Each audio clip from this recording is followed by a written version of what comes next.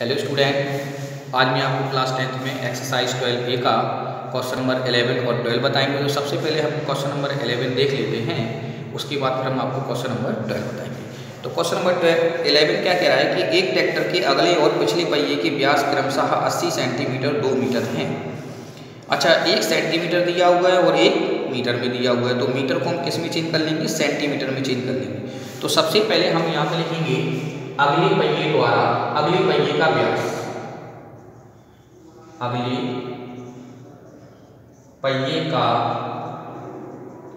हमें व्यास दिया है तो D1 मान लेंगे। व्यास को क्रम 2 व्यास दिए इसलिए D1 मान लेंगे।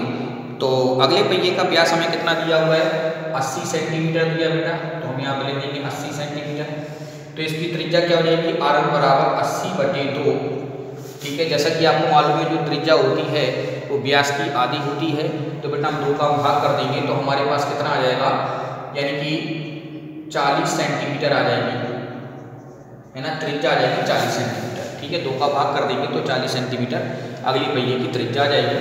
इसके बाद अब हम यहाँ पे लिखेंगे पिछले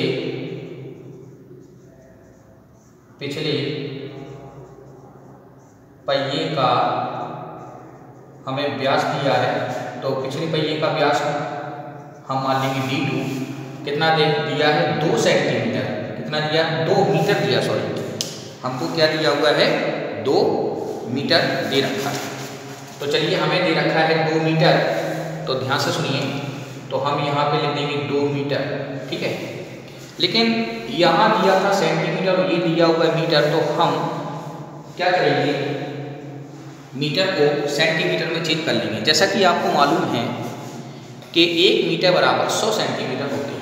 तो सबसे पहले हम यहाँ पे लिख देंगे D2 बराबर, है ना, मीटर को सेंटीमीटर में चेंज कर लेंगे तो क्या कितना हो जाएगा? 200 सेंटीमीटर, क्योंकि 1 मीटर बराबर 100 सेंटीमीटर होती है। तो हम 100 का गुणा कर देंगे 2 में, तो ये 200 सेंटीमीटर हो जाएगा बेटा। ठीक है, तो चलिए अब हम यहाँ पे R2 निकाल लेंगे। तो R2 बराबर हो जाएगा 200/2, इसका मतलब है 100 सेंटीमीटर हो जाएगा। यानी कि पिछले पहिए की त्रिज्या जो है वो 100 सेंटीमीटर हो जाएगी बेटा। अब हम आगे बढ़ते हैं। अब वो ये कह रहा है कि ज्ञात कीजिए पिछले पहिए द्वारा उतनी दूरी तय करने में कितने चक्कर लगाने होंगे। बेटा, जब भी चक्कर वाली बात आती है, चक्कर, तो इसका मतलब है कि हमें पहले परिधि निकालनी होगी। ठीक है बेटा, परिधि निकालनी होगी। जब पूरा पहिया घूम जाता है तो परिधि ही हम काउंट करते हैं उसकी। ठीक है ना बेटा। तो चलिए, तो हम सबसे पहले यहाँ पे लिखेंगे अगले पहिए द्वारा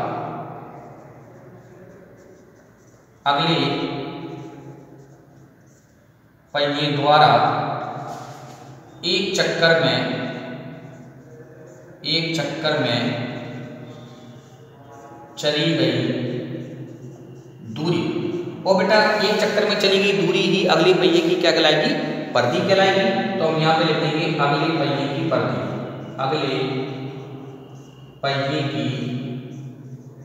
परिधि, अगले पहिए की परिधि। और अगले पहिए की परिधि मतलब फॉर्मूला वृत्त की परिधि का लगाएंगे 2πr, लेकिन यहाँ पे त्रिज्या क्या है? R1, तो हम यहाँ पे लिख देंगे 2πr1 बराबर का निशान 2 × पाई का मान 22/7। ठीक है, और R1 का मान कितना है? 40। चलिए गुणा करते हैं 22 का 2 में, तो कितना हो जाएगा? 22 × 44 × 4, 40 बटे कितना हो जाएगा? 7 बराबर का निशान। जब हम इसमें गुणा कर देंगे तो ये हो जाएगा 1760/7। ठीक है, सेंटीमीटर। बताइए, समझ में आया? 1760/7 सेंटीमीटर। चलिए इसके आगे करते हैं। अब इसके बाद वो ये कह रहा था कि जितनी दूरी अगला पहिया 1400 चक्कर लगाने में तय करता है, तो ये तो एक चक्कर में चली गई दूरी आ गई।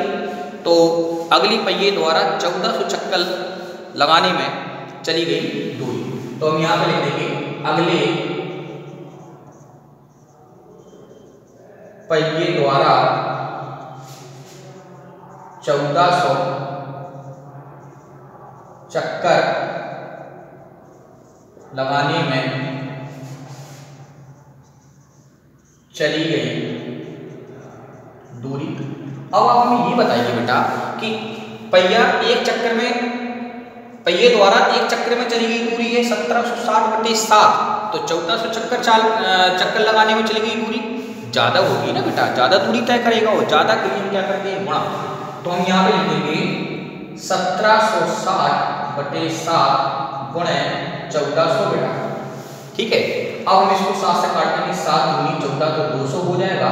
अब इसमें हम गुणा कर देंगे बेटा, तो पहले तो 3 जीरो आ जाएंगे, 2 जीरो ये लिखी हुई है और 1 जीरो बेटा ये, तो 3 जीरो आ जाएंगे, 2 का गुणा कर देंगे, 2 छक 12 हासिल 2 2 छक 12, 2 हासिल 1 आ जाएगी बेटा, और 2 सत्ते 14 और 1 15, 2 एकम 2 और 1 3, यानी कि 3,52,000 ठीक है सेंटीमीटर पहिए कितने चक्कर लगा, पहिए द्वारा चली गई दूरी आ गई बेटा, ये पहिए द्वारा चली गई दूरी 1400 चक्कर लगाने में चली गई दूरी है ना। जब 1400 चक्कर चलेगा पहिया तो उसकी दूरी कितनी हो जाएगी, 3,52,000 सेंटीमीटर।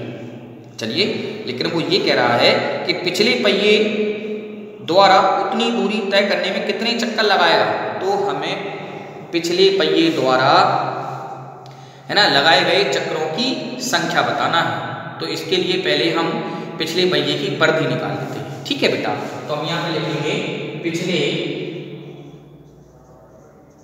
पिछले पहिए की क्या निकालेंगे हम, परिधि। और परिधि की फॉर्मूला आपको मालूम है, क्या लिखेंगे 2πr2। अच्छा 2πr2 क्यों लिखा, क्योंकि पिछले पहिए की त्रिज्या क्या है, r2 है, तो पिछले पहिए की परिधि हम यहाँ पे फॉर्मूला क्या लिखेंगे 2πr2। ठीक है, बताइए बराबर का निशान 2 × पाई का मान हो जाएगा 22/7, r2 का मान बता दीजिए, r2 का मान है कितना है 100 सेंटीमीटर, कितना है 100 सेंटीमीटर, 22 × 44 और 44 का गुणा 100 में कर देंगे तो ये हो जाएगा 4400/7 सेंटीमीटर आ जाएगा। चलिए, लेकिन हमें निकालना है पिछले पहिए द्वारा है ना, पिछले पहिए द्वारा उतनी दूरी तय करने में कितने चक्कर लगाने होंगे। तो पिछले पहिए द्वारा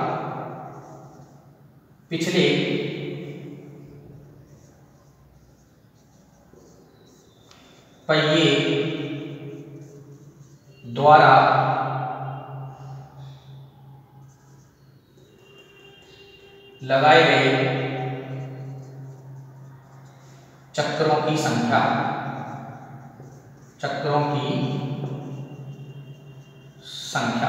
चलिए यहां पर कर देते हैं बराबर का निशान, पिछले पहिए द्वारा लगाए गए चक्रों की संख्या।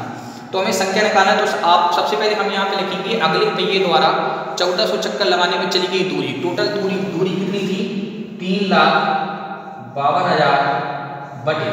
ठीक है, अब हम क्या लिखेंगे पिछले पहिए की क्या लिखेंगे परिधि। तो पिछले पहिए की परिधि कितनी है 4400/7, 7 का ऊपर गुणा हो जाएगा तो ये हो जाएगा 3,52,000 गुणे 7/4400। ठीक है, अच्छा चलिए 2 जीरो से ये 2 जीरो कट जाएगा, 11 से इसको काट देंगे तो 11 से कट जाएगा, 11 × 33 और 11 × 22। ठीक है ना, ये हो जाएगा 320। ठीक है, और ये 11 चौको 44। बताइए समझ में आया। फिर हम 4 से इसको काट देंगे, 4 × 8 = 32, यानी कि 80 बार कट जाएगा। कितनी बार कट जाएगा 80 बार, और 80 का हम 7 में गुणा कर देंगे तो कितना हो जाएगा बताइए, 80 का 7 में गुणा कर दीजिए, 8 × 7 = 56, यानी कि 560 चक्कर लगाएंगे। कितने चक्कर लगाएंगे 560। तो ये आपका आगे बेटा पिछले पहिए द्वारा लगाए गए चक्रों की संख्या कितनी आ गई बेटा 560। बताइए समझ में आया। ये क्वेश्चन आपका कंप्लीट हुआ।